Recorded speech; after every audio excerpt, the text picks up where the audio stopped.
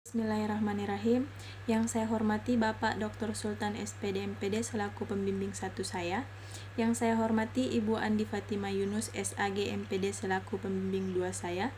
Yang saya hormati Bapak Dr. Muhammad Saleh SPD MPD selaku penguji 1 saya.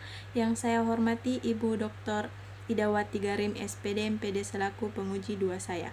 Assalamualaikum warahmatullahi wabarakatuh.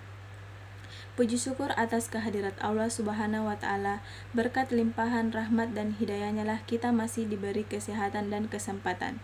Izinkanlah saya, Kiki Reski, Prodi Pendidikan Bahasa dan Sastra Indonesia Angkatan 2016, akan mempresentasikan hasil penelitian saya yang berjudul Gaya Bahasa Komika dalam tayangan stand-up komedi di YouTube, Analisis Gender.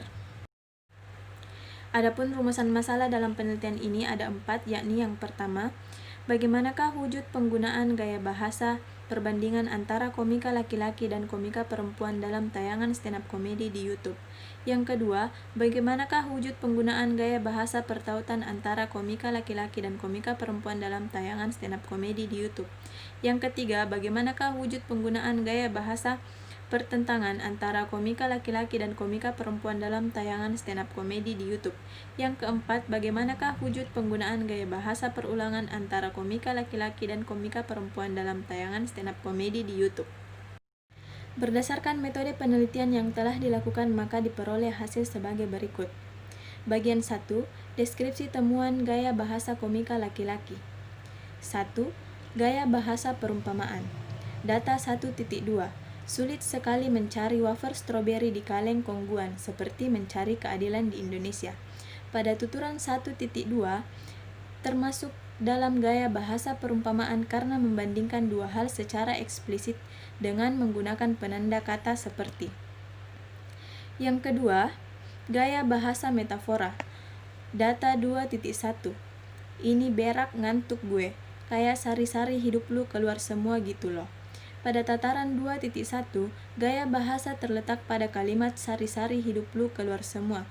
Di sini, penutur menggunakan kata sari-sari hidup sebagai kiasan untuk menggantikan makna yang sebenarnya agar tidak terkesan jorok oleh pendengar, juga untuk membuat penonton tertawa. Yang ketiga, gaya bahasa personifikasi. Data 3.1. Sebuah sabun kemarin sempat ditangkap oleh KPK karena terkena kasus suap. Pada tuturan 3.1 mengandung gaya bahasa personifikasi. Hal ini terlihat jelas menempatkan benda mati seolah-olah dapat berbuat seperti makhluk hidup. Dapat dilihat pada kata sabun kemarin sempat ditangkap KPK. Seperti yang kita ketahui bahwa sabun adalah benda mati yang digunakan manusia saat mandi. Penutur melekatkan pada benda mati, yaitu sabun, seolah-olah tersangka. Penggunaan gaya bahasa personifikasi pada tuturan di atas bertujuan untuk menghibur penonton dengan cara menggunakan gaya bahasa personifikasi. Yang keempat, gaya bahasa hiperbola. Data 4.2. Bedaknya terbuat dari emas macam apa yang akan ditaburkan di muka kamu? Apakah ada minyak bumi di antara eyeliner? Pada tuturan 4.2, gaya bahasa terletak pada kalimat bedaknya terbuat dari emas macam apa.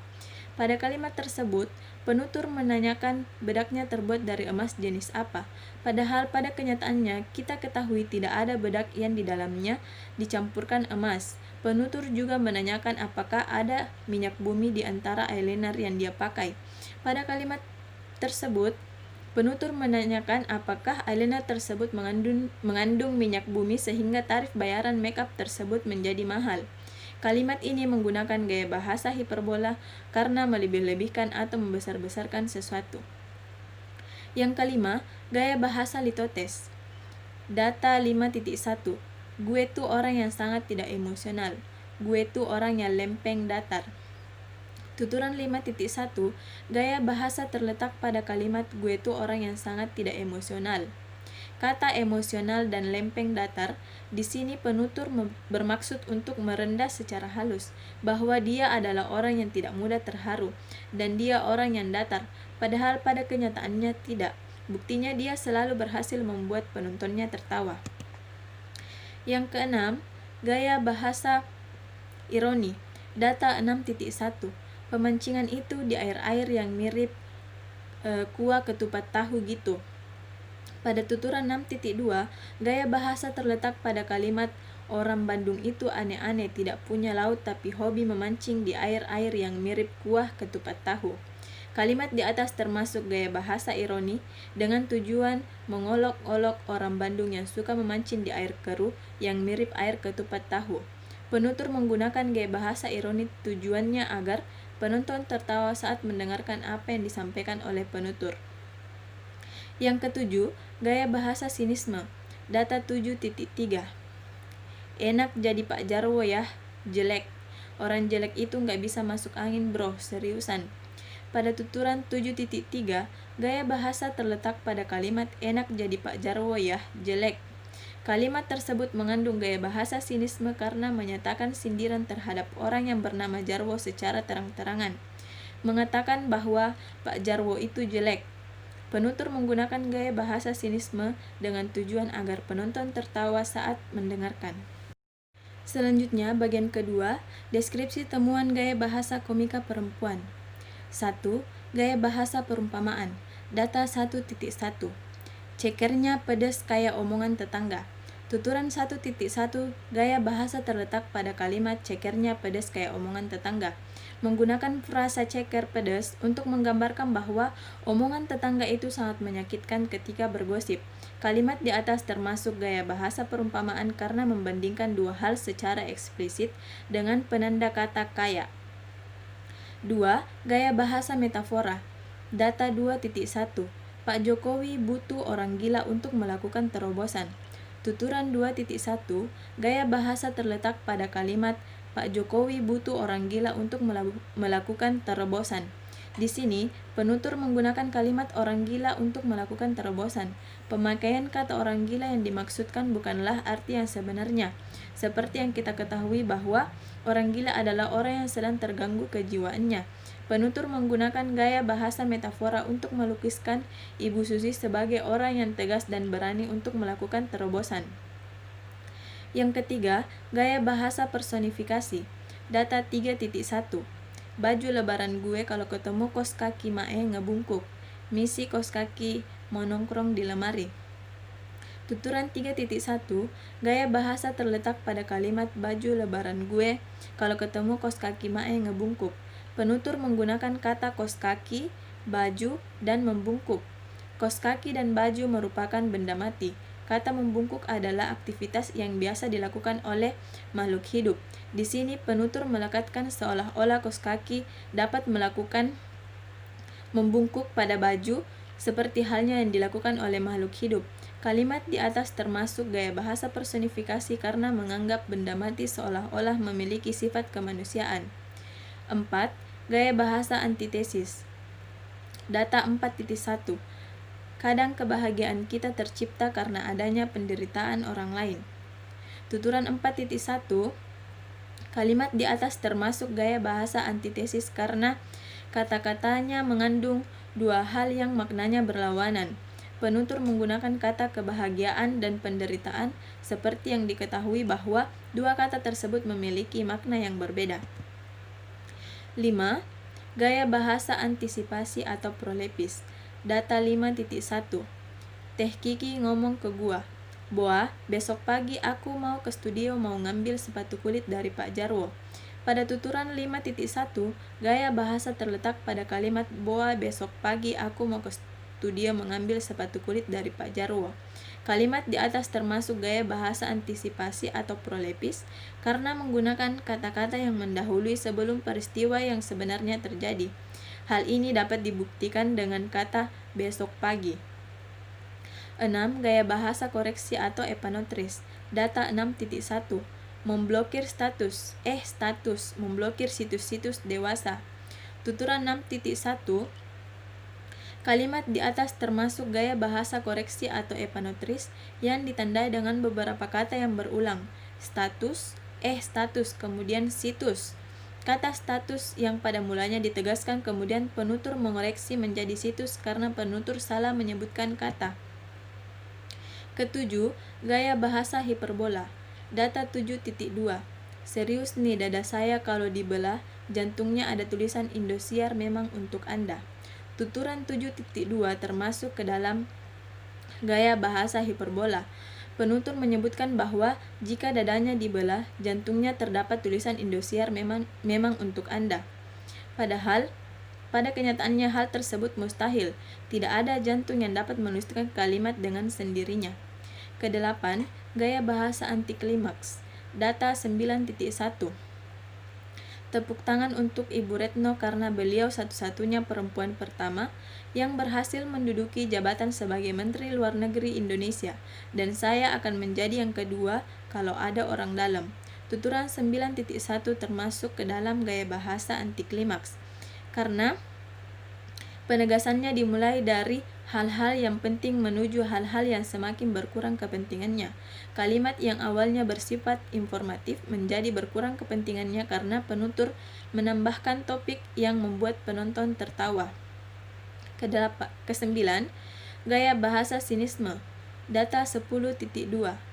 Kalau kagak semangat ngapain ngelamar kerja? Jadi eceng gondok aja sana. Tuturan 10.2 termasuk gaya bahasa sinisme karena kalimat tersebut menyatakan sindiran terhadap orang yang tidak bersungguh-sungguh mencari pekerjaan. Ke-10, gaya bahasa episeukis. Data 11.1. Maksudnya nggak semua batuk itu corona. Siapa tahu orang batuk ketelek nyamuk. Gatal ketelek nyamuk.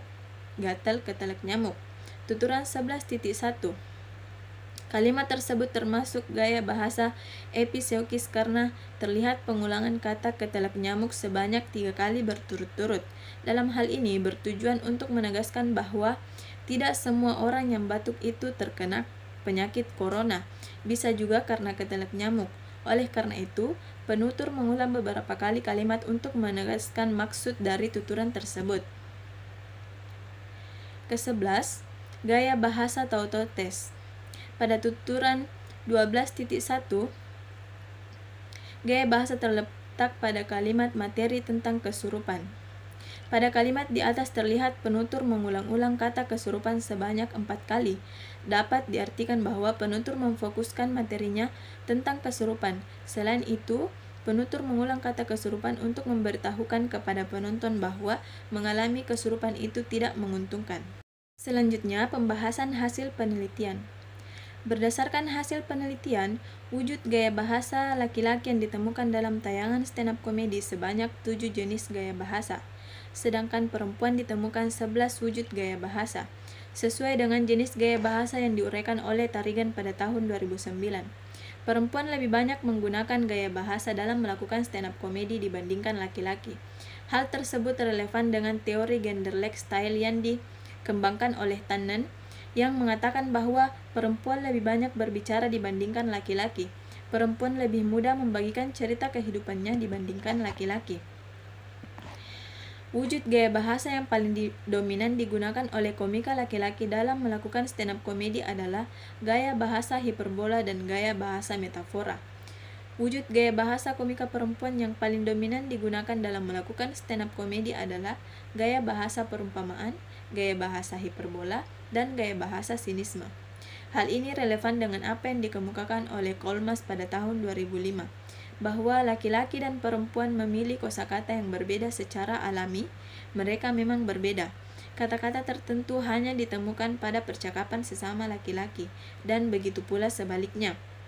Didapati kata-kata tertentu pada percakapan perempuan. Selanjutnya bagian kesimpulan. Berdasarkan hasil penelitian ditemukan 7 jenis gaya bahasa yang digunakan oleh komika laki-laki dan 11 gaya bahasa yang digunakan oleh komika perempuan. Berdasarkan data yang ditemukan, dapat disimpulkan bahwa terdapat perbedaan penggunaan gaya bahasa laki-laki dan perempuan. Perempuan lebih banyak menggunakan gaya bahasa saat melakukan stand-up komedi dibandingkan laki-laki. Adapun saran bagi pendidik, peneliti berharap penelitian ini dapat membantu pendidik dalam proses pembelajaran bahasa Indonesia, utamanya dalam materi gaya bahasa. Bagi penelitian selanjutnya, diharapkan agar dapat melakukan penelitian yang lebih mendalam lagi mengenai gaya bahasa dalam stand-up komedi untuk mendapatkan temuan yang terbaru dengan perspektif yang berbeda. Itulah yang dapat saya sampaikan. Jika terdapat kekurangan mohon dimaafkan. Saya akhiri, wabillahi taufiq wal hidayah. Wassalamualaikum warahmatullahi wabarakatuh.